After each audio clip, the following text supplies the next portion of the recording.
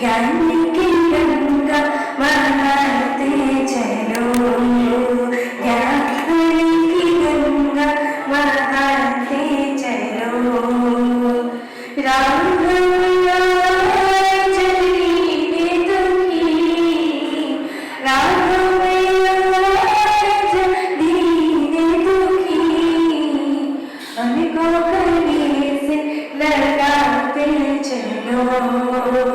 ज्योति से ज्योति जलाते चलो। चरण में ऐसी लगी इंद्रधनुष सतरंगी जैसी, मैं निहारूं मैं पुकारूं तुम निहारो मेरी ओर।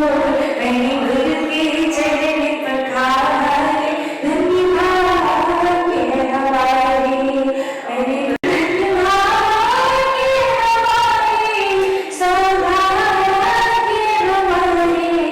मैंने गुरु के चरण पखारे धन्यवाद।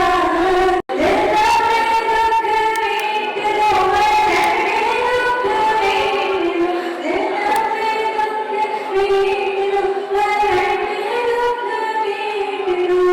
जिनवानी जन्मैया जन्म में दुख भेंट। प्रभु का क्यों प्रताप जगेगा है, ये सुमरनी बेला अरिहंतारं। ओम नमो अरिहंतारं अरिहंतारं, ओम नमो अरिहंतारं। जीवन की नदियाँ उतर रही है, ऐसी सती रखवाली है। शरणा ले लो पास प्रभु की, कभी न जाती खाली है अरिहंतारं। ओम नमो अरिहंतारं अरिहंतारं, ओम नमो अरिहंतारं।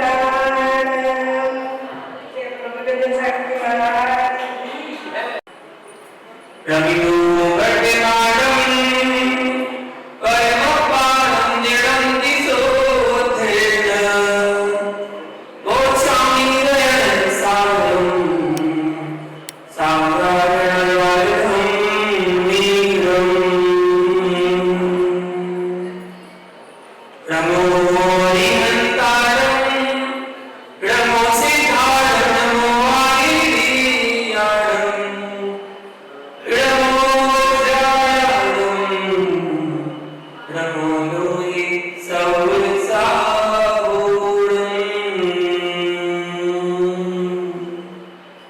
जय प्रकाश सतगुरु भगवान की, पूर्ण श्री पार्श्वनाथ भगवान की, परम पूज्य आचार्य भगवान बुद्ध कुंद स्वामी की, परम गुरुदेव गुरुराज जी विरासत जी महामुनिराज की, चरण समेत विशुद्ध समझी महामुनिराज की, अहिंसा विश्व धर्म की।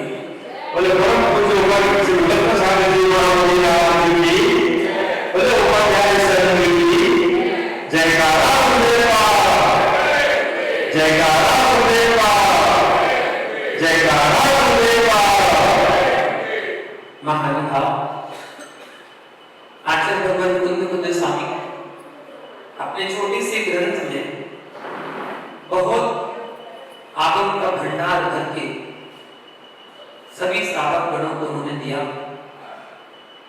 57 गाथाएं हो चुकी हैं, आज 58वीं गाथा है, जिसमें आचार्य भगवान कहते हैं, एक छोटी सी बात बताकर और वो कहते हैं आपको जो अच्छा लगे सो करो।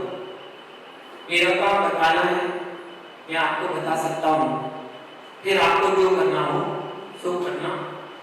ऐसा आचार्य भगवान कहते हैं गाथा के माध्यम से। असुहारो ने आओ सुहावाओ दुसक सुहमाओ दुसुह भावं जाने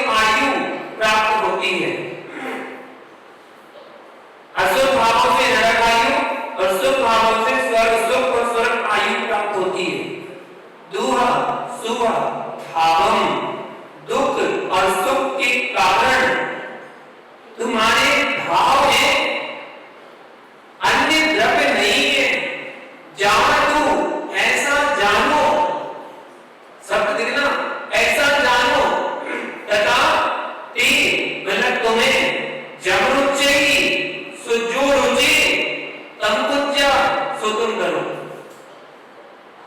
क्या बात बोल दी, अपना सिद्धांत वाली बात बता दी। अशुभ भावों से उन्होंने कहा भक्त आत्माओं के लिए उपदेश दे, तो भक्त आत्माओं के लिए आचार्य को बता रहे हैं कि अशुभ भावों के द्वारा नरक आयु का बंध होता है और शुभ भावों के द्वारा शुभ आयु अर्थात स्वर्ग के सुखों को भोग करने को मिलता है।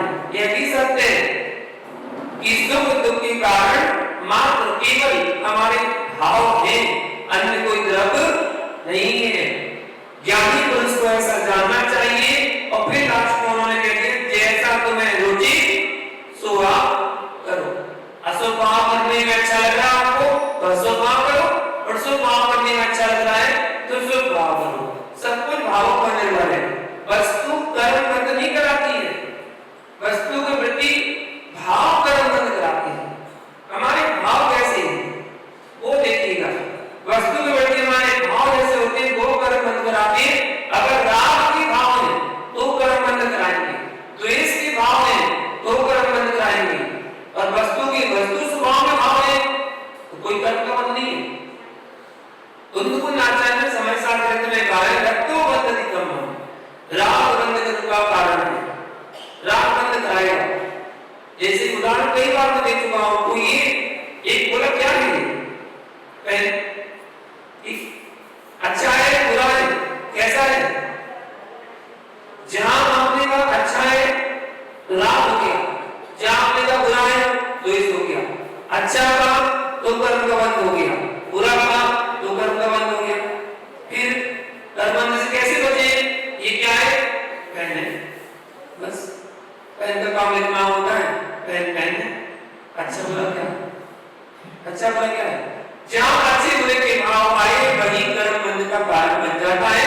इसलिए अच्छे बुरे के भाव नहीं होना चाहिए, राग देश के भाव नहीं होना चाहिए। जो अच्छा लगे वो करे। आचार्य भगवान ये बता रहे हैं इस गाथा में संसारिक प्राणी के लिए दो प्रकार के मान बताए गए हैं, या यूं कहे कि दो प्रकार के भाव बताए गए हैं। देखना वस्तु को भी खराब नहीं होती, ना वस्तु को भी अच्छी होती है, ना वस्तु को भी खराब होती है। जो चीज हमें सबसे अच्छी लगती है हो सकता है किसी को खराब नहीं लगती हो, जो वस्तु हमें सबसे खराब लगती है हो सकता है वो किसी को बहुत अच्छी लगती हो, उसकी फेवरेट हो। तो वस्तु कभी अच्छी बुरी नहीं होती है, वस्तु के प्रति हमारे जो भाव होते हैं वो अच्छे बुरे होते हैं। तो आचार्य भगवान ने यहाँ पर इतनी सी बात बोल दी, अशुभ भाव नरक गति का कारण और शुभ भाव स्वर्ग गति के स्वर्ग आयु के कारण होते हैं। अब आगे आपको जैसे भाव करते हो वो कर लीजिए। तो आचार्य भगवान ने इस गाथा में दो प्रकार के भाव बताए, एक शुभ भाव दूसरे अशुभ भाव। जो अशुभ भाव है सो नरक आयु और नरक गति का बंध करा रहे हैं, और शुभ भाव है वो स्वर्ग का मार्ग है ऐसा बताया। जिस प्रकार से यह जीव परिणाम करेगा उस प्रकार से यह जीव उस गति में गमन करेगा। अधिकतर संसारिक प्राणी निरंतर आत्म ध्यान और रौद्र ध्यान में परिणाम करता है। आत्म ध्यान करेगा या रौद्र ध्यान करेगा, कसाय रूप परिणाम करता है, क्षण क्षण पल पल कसाय करता है, बस कसाय परिवर्तित करता रहता है। कभी क्रोध रूप परिणाम करेगा, अगर उसकी इच्छा पूरी नहीं हुई जो करना चाहता था तो क्रोध रूप परिणाम हो जाएंगे, गुस्सा आ जाएगी। अगर उसकी इच्छा पूरी हो गई तो मान के परिणाम कर लेगा, मैंने कर दिया ऐसा, ईमान के सारे परिणाम आ गए। अगर नहीं हो पा रही और कोई रुकावटें आ रही है तो माया रूप परिणाम करेगा, छल कपट करेगा, मायाचारी करेगा, ईमान रूप परिणाम हो गया। और अगर हो गई तो दूसरी बात को करने की कोशिश करेगा, ये लोक के परिणाम करेगा। एक हो गया दूसरा भी करेगा, लोक के परिणाम हो गए। कसायों में परिवर्तन कर रहे हैं अपने भावों को, कभी क्रोध कभी मान कभी माया कभी लोभ, ऐसी कसायों में अपने भावों को अपने परिवर्तन करते रहते हैं। कलुषित भाव करता है जो संकलेश परिणाम करता है। यह जीव जैसे भाव करेगा वैसी गति को प्राप्त करेगा।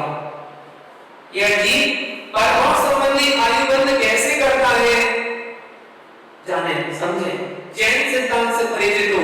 यह दीप बंद दो धाराओं में करता है, एक तो गति बंद और दूसरा आयु बंद। गति बंद तो प्रति समय होता है, निरंतर प्रति समय गति बंद होता रहता है, परंतु आयु का बंध जो है वह प्रति समय नहीं होता। मनुष्य और त्रिंच गति में आयु का बंध त्रिभाग में होता है। जो हमें आयु मिली है उसके 3 भाग किए जाते हैं। 3 भाग में से 2 भाग बीत जाने के बाद जो तीसरे भाग का पहला समय होगा उसमें आयु कर्म का बंध हो सकता है, जरूरी नहीं है हो, क्योंकि अपने जीवन काल में आयु कर्म केवल 8 बार आता है, बस 8 बार से ज्यादा आयु कर्म नहीं आता है। अगर पहली बार में आयु कर्म का बंध नहीं हुआ तो दूसरी बार, तीसरी बार, चौथी बार लगातार ऐसा 8 बार आ सकता है, लेकिन आएगा त्रिभाग में। जितनी आपकी आयु उसका त्रिभाग 2 भाग बीत जाने के बाद तीसरे भाग के पहले समय में वो कर्म आता है। उदाहरण के तौर पर कर्मभूमि मनुष्य की बात चल रही है, मनुष्य त्रिंच में भी ध्यान देना, कर्मभूमि मनुष्य और त्रिंच भूभूमि के नहीं, भूभूमि की व्यवस्था अलग है। कर्मभूमि के मनुष्य त्रिंच इसमें ग्रहण करना। त्रिभाग का मतलब क्या है? जैसे मान लो आपकी आयु 81 वर्ष की है, 81 वर्ष, तो 3 भाग की है 27, 27, 27, 2 भाग बीत जाने के बाद 54 वर्ष व्यतीत हो जाने के बाद 55वें साल का प्रथम समय जो आएगा, प्रथम समय का प्रथम अंतर्मोद जो एक अंतर्मोद में उसकी आयु कर्म का बंध करेगा। और यदि उसमें नहीं हुआ तो अब कितनी बची आयु? ओनली 27 वर्ष। तो 27 वर्ष जो शेष बची है उसके 3 भाग किए जाएंगे, 9, 9, 9। तो 2 भाग बीत जाने के बाद 18 साल और बीत जाने के बाद 54 प्लस 18 बराबर कितने हो गए? 71। 71 वर्ष में पुनः दोबारा वो कर्म आएगा। 71 वर्ष अंतर्मोद में जो प्रथम समय में जो आयु कर्म आएगा उसमें अगर बंद हो गया तो ठीक, नहीं हुआ तो शेष कितनी बची? 9 वर्ष की आयु बची। अब 9 वर्ष की आयु में फिर 3 के 3 वेट करिए, 3 भाग की 6 वर्ष व्यतीत हो जाने के बाद 7वीं साल प्रारंभ हुई तो प्रथम समय से लेकर अंतर्मोद तक के समय में पर और संबंधी आयु का बंध करेगा। कदाचित उसमें भी नहीं हुई, योग परिणाम नहीं बने।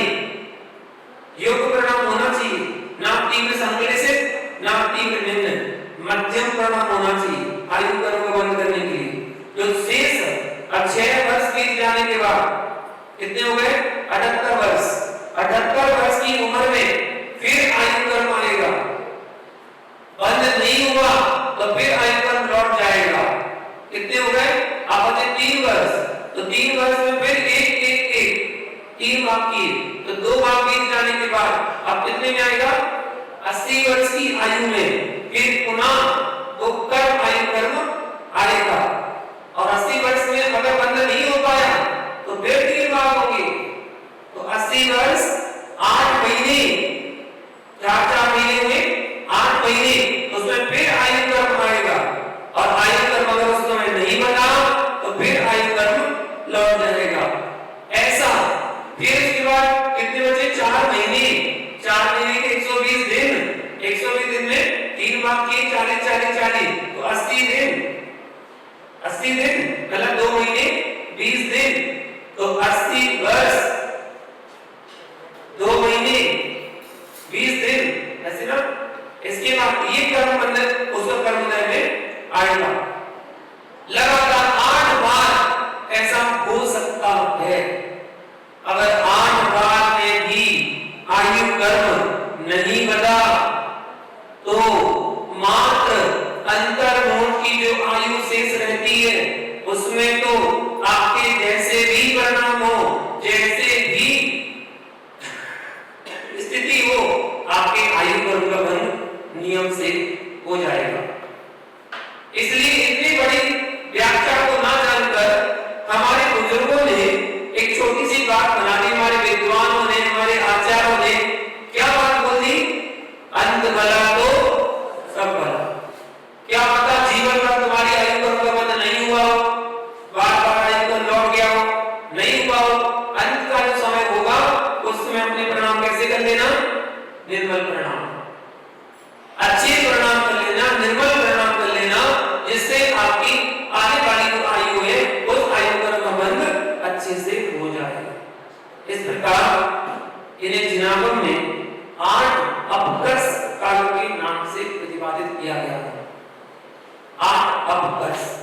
और इन अल्पस काल में अगर नहीं हो पाया तो आयु कर्म अंत समय में तो होना ही होना है। इसलिए हर समय अंत समय तो खास तौर से अपने परिणामों को अच्छे बनाकर रखना चाहिए।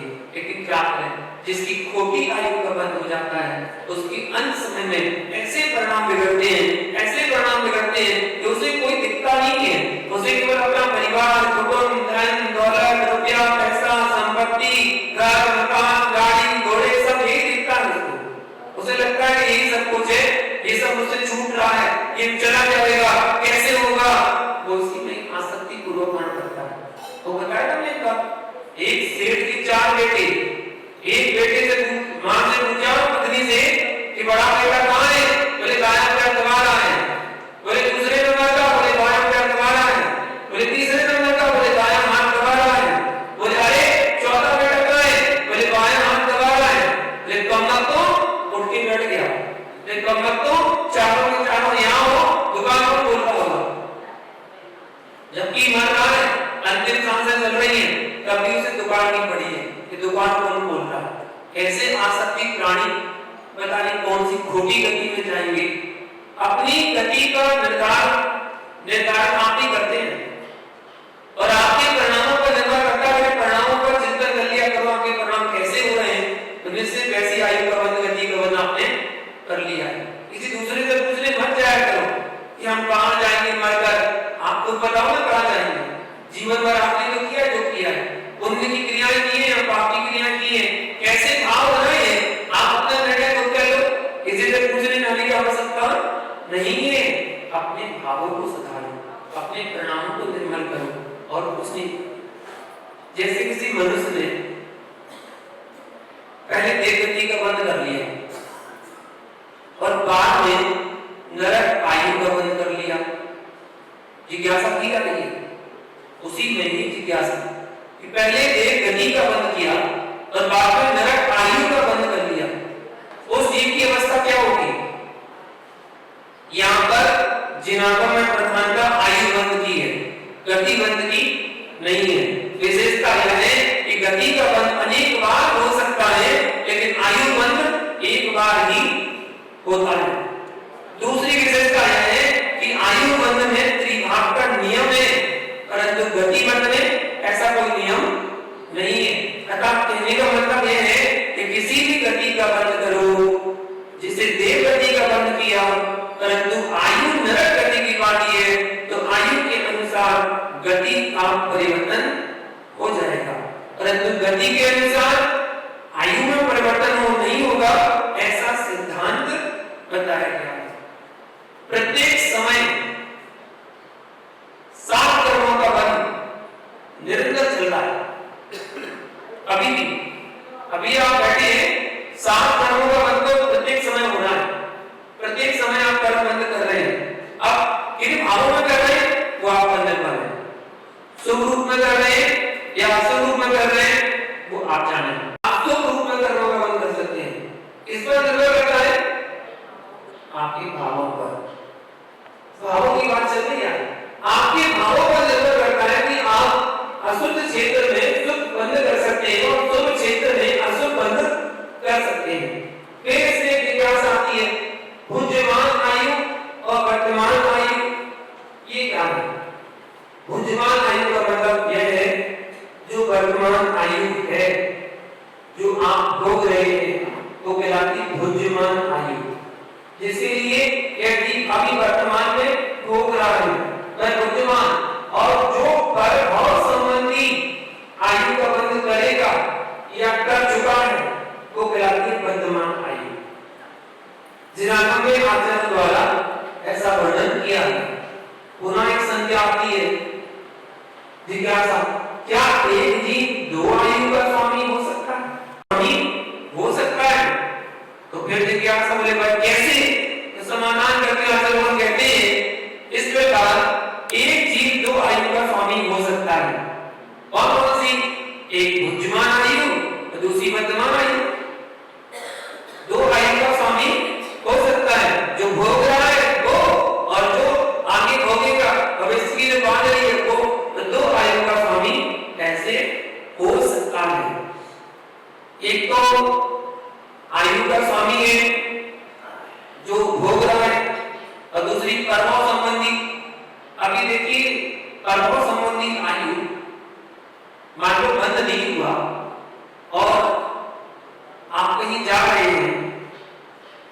कहीं कुछ अकस्मात घटना घट जाती है।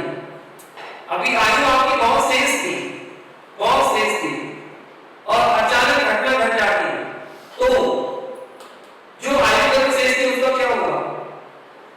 उसका क्या होगा? अकाल मरण हो रहा है उसका। तो फिर लोगों में धारणा है कि जब अकाल मरण होता है तो उसकी आत्मा उतने वर्षों तक भटकती है जब तक उसकी आयु समाप्त ना हो जाए।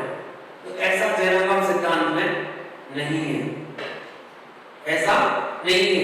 चार समय के अंदर अंदर उस आत्मा का दूसरी जगह जन्म हो जाता है। तो आप कहेंगे कि अपने उस आयु का बंध हुआ ही नहीं है तो वो जाएगा कहां? जब आयु का बंध होगा तभी तो जाएगा। तो जो अंतर मौत का समय होता है, अंतर मौत का समय कितना कहलाता है? एक समय से लेकर 48 मिनट तक। जगत अंतर मौत एक समय, उत्कृष्ट अंतर मौत 48 मिनट में एक समय कम।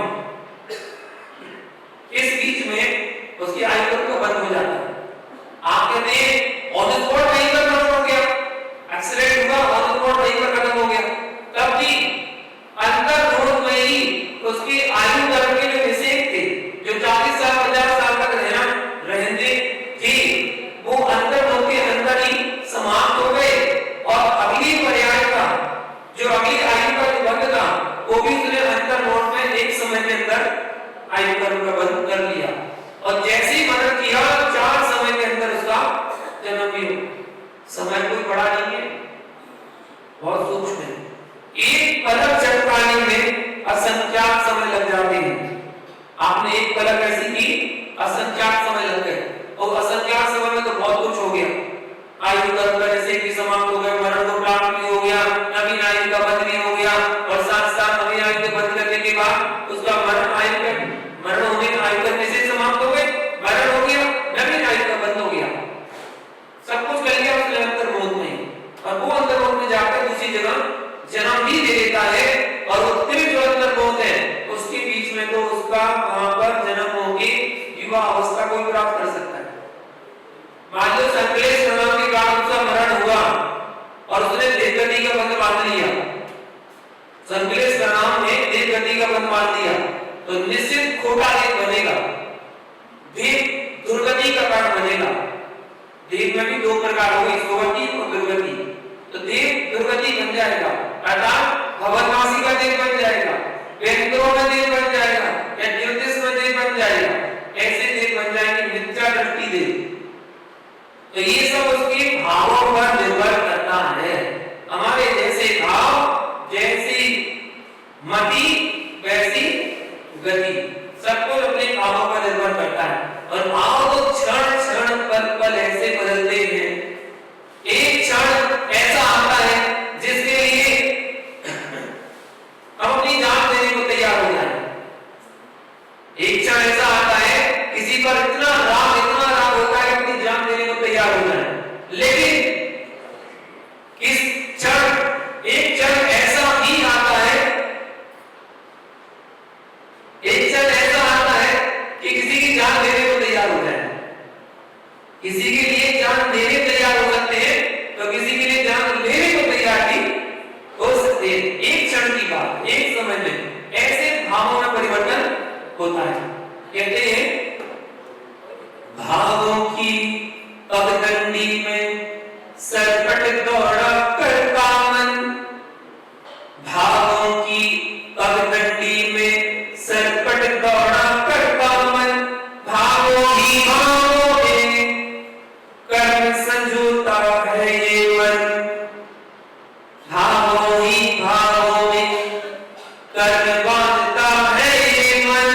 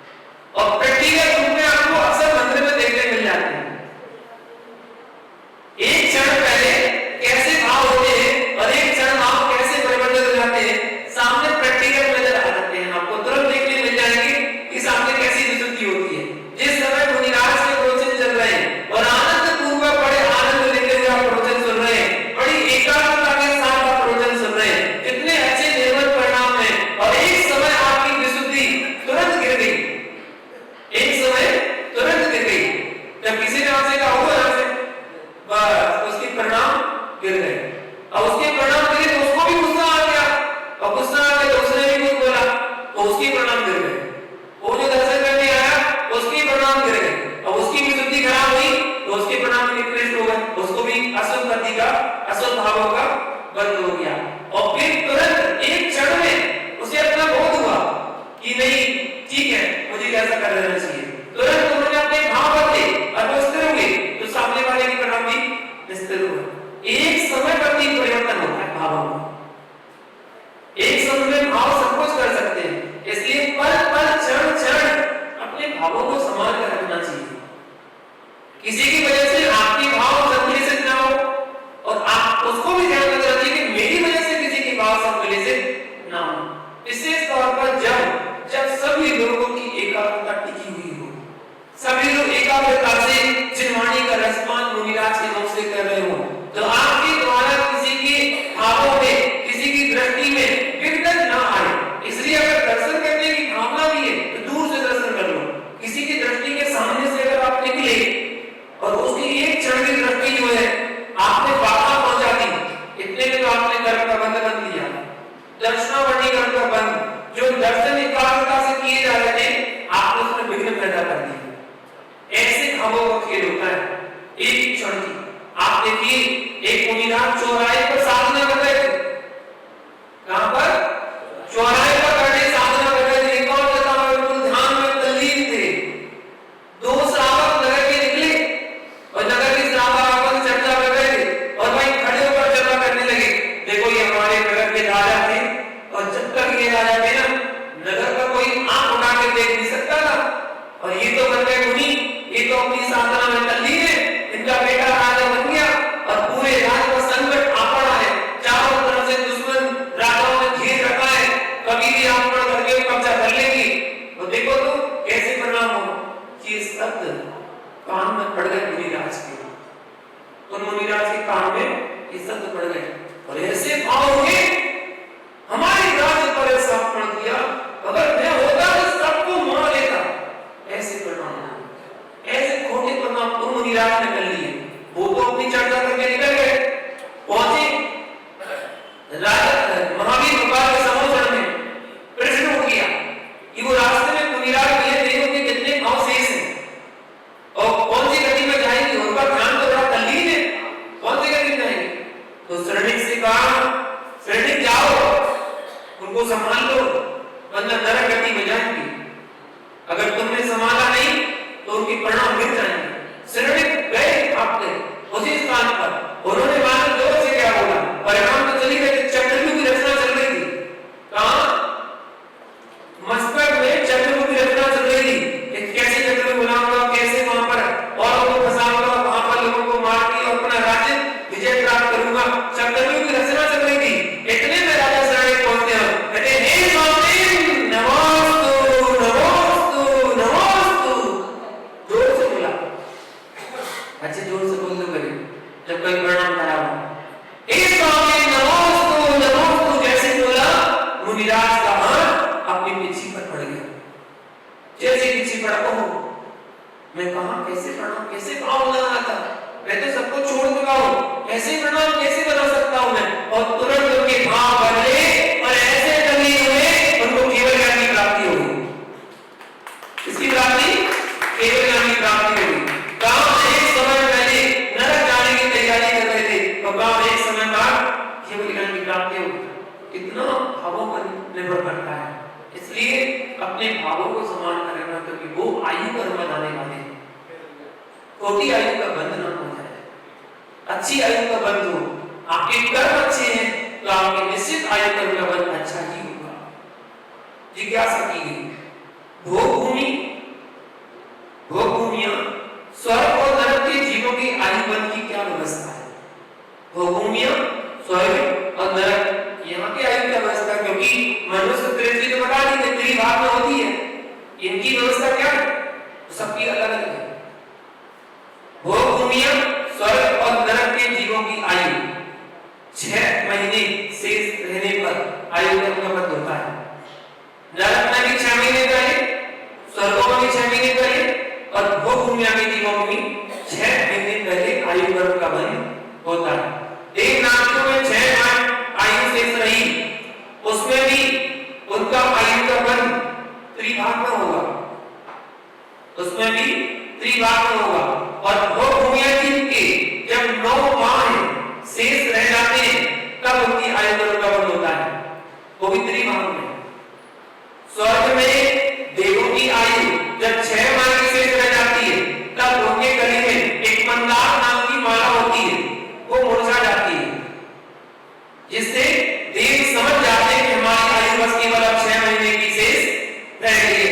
ऐसा जानकर जिन देवों के भाव सब जगह क्या है, भाव संक्लेशित हो जाते हैं, आठ ज्ञान रौद्र ज्ञान रूप परिणाम हो जाते हैं, जिसके कारण वो पहले दूसरे स्वर्ग से देव मर करके कहां पैदा होते हैं, एक इंद्री जी। पहले दूसरे स्वर्ग की जो आयु भोग रहे थे, ऐसे उत्तम देव कहां के बनते हैं, एक इंद्री में जन्म लेते हैं। पृथ्वी अग्नि जल वायु वनस्पति एक इंद्री जीव में पैदा होते हैं। कोई पृथ्वी काट में तो कोई वनस्पति काट में, कोई जल काट में उत्पन्न होते हैं। और पहले स्वर्ग से लेकर 12वें स्वर्ग तक के देव मर करके त्रिंचों में उत्पन्न होते हैं, क्योंकि जब गले की माला मर जाती है तब उनके भाव बिगड़ जाते हैं, उनके भाव बिगड़ जाते हैं। अब भाव बिगड़ा तो भाव बिगड़ने में देर नहीं लगती है, भाव बिगड़ा तो भाव बिगड़ गया। अब जब भाव बिगड़े, कैसे भाव बिगड़े, अब हमें स्वर्ग छोड़कर जाना होगा, ये सब भोग छूट जाएंगे, दिव्यों का संग छूट जाएगा, स्वर्ण में भवन छूट जाएगा, और माता के गर्भ में 9 महीने तक रहना पड़ेगा, मल मूत्र के बीच में रहना पड़ेगा। ऐसे संक्लेश भाव, ऐसे संक्लेश रूप परिणाम होने के कारण वो त्रिंचों में पैदा होते हैं, तिरंज गति के दुखों को भोगते हैं। परंतु विशेषता इतनी है कि जो देव स्वर्ग से च्युत होकर तीर्थंकर पद को धारण करने वाले होते हैं, उनके गले की माला मुरझाती नहीं है। जो स्वर्गों से आकर तीर्थंकर का जीव बनने वाले हैं, उनकी माला मुरझाती नहीं है। इस प्रकार से जिस जीव के जिस प्रकार के भाव होते हैं, वह जीव उस प्रकार से आयु का बंधन करता है, ऐसा बताया। तो महान भाव अपने भावों को संभाल कर रखें। हम अपने भावों को जैसे संभालेंगे वैसे ही हमारी गति होने वाली होती है। देखो द्विपायी मुनि ने पहले 12वें स्वर्ग की आयु का बंध किया था। 12वें स्वर्ग जाने के लिए उन्होंने 12वें स्वर्ग की आयु का बंध किया था, परंतु बाद में जब तीव्र क्रोध आया तो क्रोध के कारण वर्तमान आयु का अपकर्षण करके अग्नि कुमार देव हुए, अग्नि कुमार जाति के देव बने। और हुआ क्या, भस्म हुए, द्वारका नगरी को भस्म किया और खुद भस्म हुए। 2 प्रमाण मिलते हैं। एक प्रमाण मिलता है कि मुनि अवस्था में ही अशुभ तेजस उनका पुतला निकला और द्वारका नगरी को जलाकर भस्म करके और स्वयं में जब प्रवेश किया तो उनको भी भस्म कर दिया, ऐसा प्रमाण मिलता है। और दूसरा प्रमाण ये मिलता है कि वो अग्नि कुमार जाति के देव बने और देव बनकर उन्होंने ऐसा अवसर किया कि द्वारका नगरी को जलाकर राख कर दिया। ऐसे 2 प्रमाण मिलते हैं। तो राजा शरणिक ने, जैसे विष्णु कुमार के 2 प्रमाण मिलते हैं, एक प्रमाण मिलता है कि उन्होंने मुनि पद को छोड़ दिया और छोड़ने के बाद ब्राह्मण के वेश में आकर 3 पग जमीन मांगी, ये प्रमाण मिलता है। और दूसरा ये मिलता है कि मुनि अवस्था में ही चले गए और मुनि अवस्था में उन्होंने कहा कि हे राजन, आपको क्या होगा, दिगंबर मुनि कभी किसी से याचना नहीं करता, लेकिन मैं आज तुमसे याचना करता हूं, तब जाके उन्होंने 3 पग जमीन दी थी, ऐसा प्रमाण मिलता है। तो 2 अलग-अलग प्रमाण मिलते हैं। मैंने आपको बताया पहले उभयवाद का प्रमाण है, आचार्यों की बात है, इसलिए हमें दोनों मानते हैं। किस अपेक्षा से है वो जाने, उन्होंने लिखी है तो वो जाने, ऐसा। शरणिक ने सम्यक दर्शन की विशुद्धि की तो आयु का अपकर्षण कर लिया, आयु का अपकर्षण किया। 7वें नरक की आयु का बंध किया था। जब मुनिराज पर अवसर किया तो 7वें नरक की आयु का बंध किया था। और जब भगवान महावीर के शिष्य बने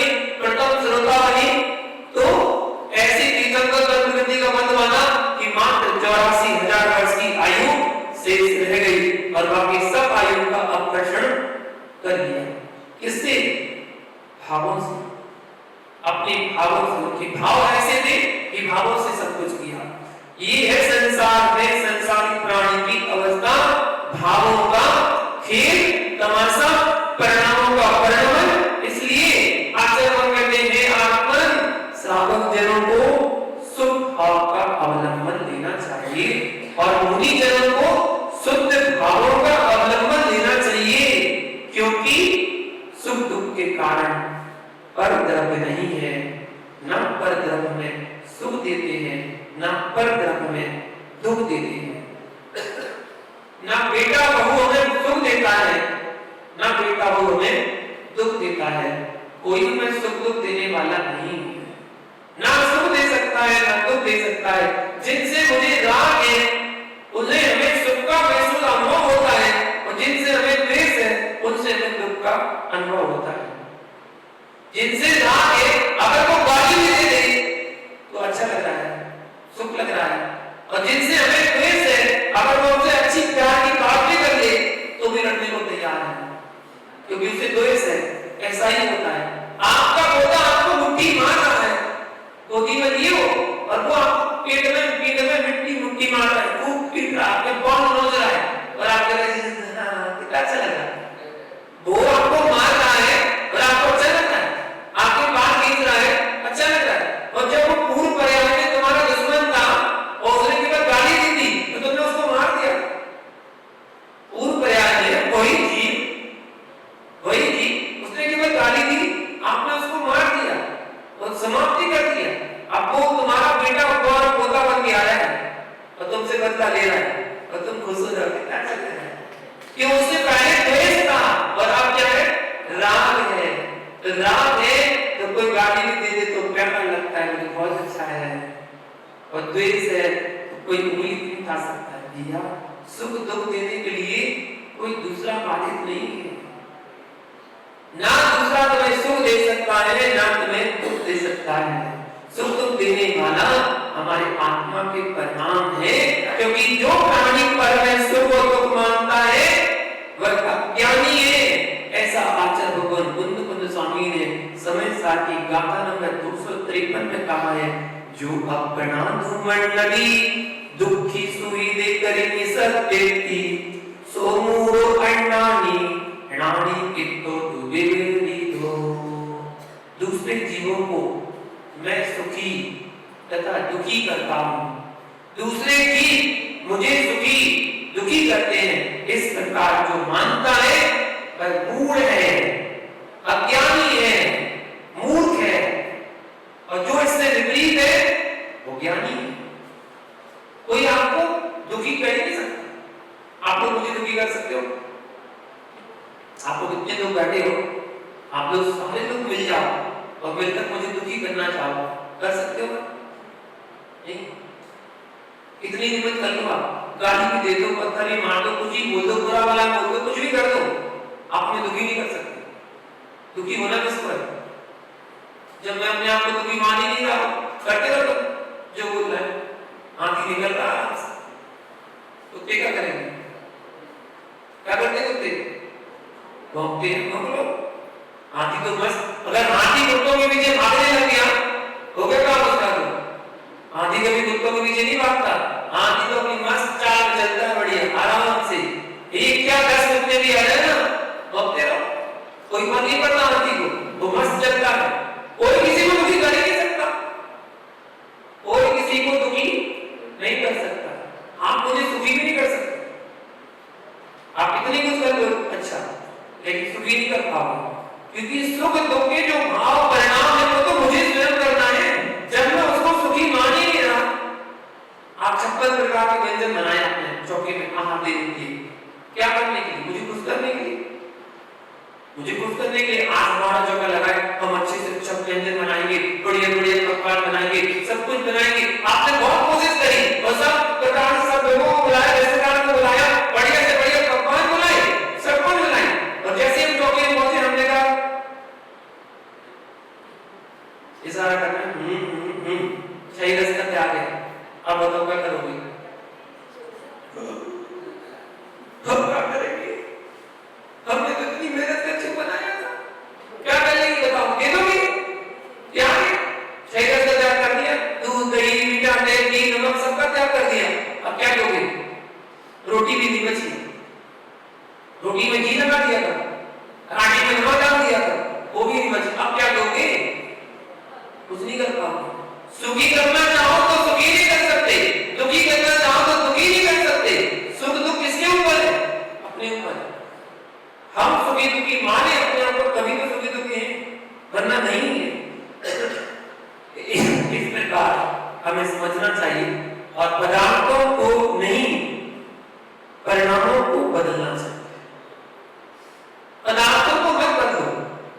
अपने परिणामों को बदलो, व्यक्ति को नहीं बदलो, व्यक्ति के प्रति अपने परिणामों को बदलो। आप पति पत्नी में लड़ाई झगड़ा होती ना, कहते क्या कर लो, डिवोर्स कर लो, व्यक्ति बदल दिया सीधा, दूसरी शादी कर लो। क्या तुम दूसरी शादी जो कर रहे हो वो तुम्हारे मुताबिक आ जाएगी क्या? सही होगी वो तुम्हारे लिए? जरूरी है, पक्का है क्या? पक्का है कि वो सही निकलेगी? वो उससे और तेज निकली तो फिर क्या होगा? फिर उसको भी छोड़ोगे क्या? हम व्यक्ति को बदल देते हैं, परिणामों को बदलो, पदार्थों को क्यों बदलते हैं? अपने परिणामों को बदलो, उसको बदलने की कोशिश करो, अपने अनुसार, अपने भावों से अपने परिणाम इतने अच्छे रहो कि वो भी बदल जाए, वो भी अपने अनुसार हो जाए। तो पदार्थों को नहीं बदला जाता, परिणामों को बदलना। फिर आचार्य भगवान ने सब इतना बता के तो लास्ट में क्या कहती, जब रुक जाइए तब कुछ ये हमने तो बता दिया, अशुभ भाव करोगे नरक आयु का बंद होगा, और शुभ भाव करोगे तो स्वर्ग आयु का बंद होगा। बाकी जो आपको अच्छा लगे वो करो, आपके ऊपर है। ऐसी मनोभावना भावना के साथ आचार्य भगवान ने यहाँ पर बताया। अगली गाथा आपको कल बताएंगे जिसमें अशुभ भाव रूप 24 परिणाम होते हैं जिनसे हम अशुभ भाव करते हैं।